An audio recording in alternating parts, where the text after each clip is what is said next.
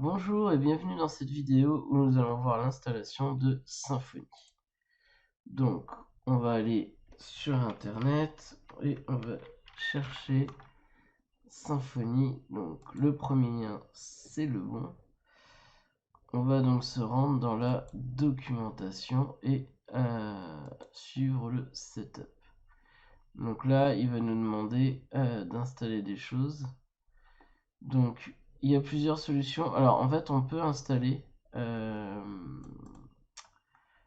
l'outil. On peut donc installer l'installation de Symfony. Donc, on va utiliser, on va aller le faire. On peut télécharger donc le setup.exe.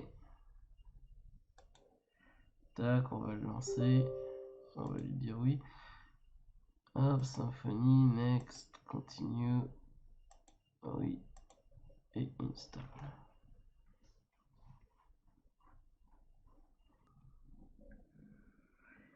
Et voilà, l'installation est finie.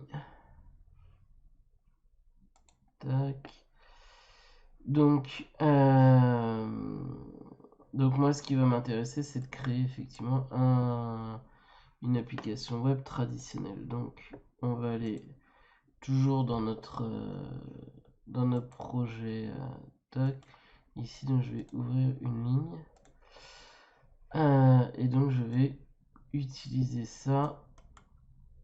Copier.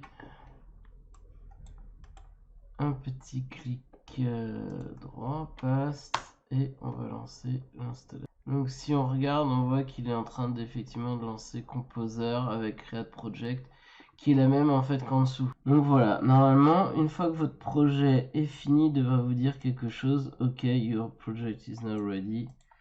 Et donc on est ici. Alors, donc avant de démarrer un projet, on va aller sur la documentation.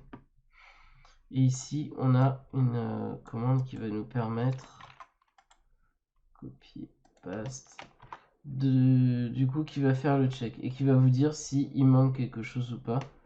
Donc là, par exemple, il va me demander d'installer un PHP Accelerator. Bon, voilà, là il me dit aussi qu'il y a le cache dans le PHP ini. Mais bon, je pense pas que ça posera de problème. Donc voilà, donc ce que je disais, quand on avait regardé quand on regarde la commande, on voit qu'en fait, il a déclenché les choses. Donc une fois que c'est installé, qu'est-ce qu'on va faire? Donc quand on descend, on voit. Donc là, si je fais un ls, donc mon dossier c'est vidéos ls. On voit qu'ici tout a été créé. Alors on fera le tour dans une prochaine vidéo. Là je veux juste qu'on vérifie que tout est bien installé.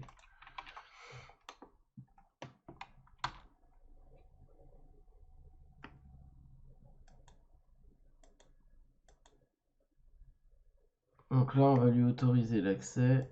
Hop. Copie.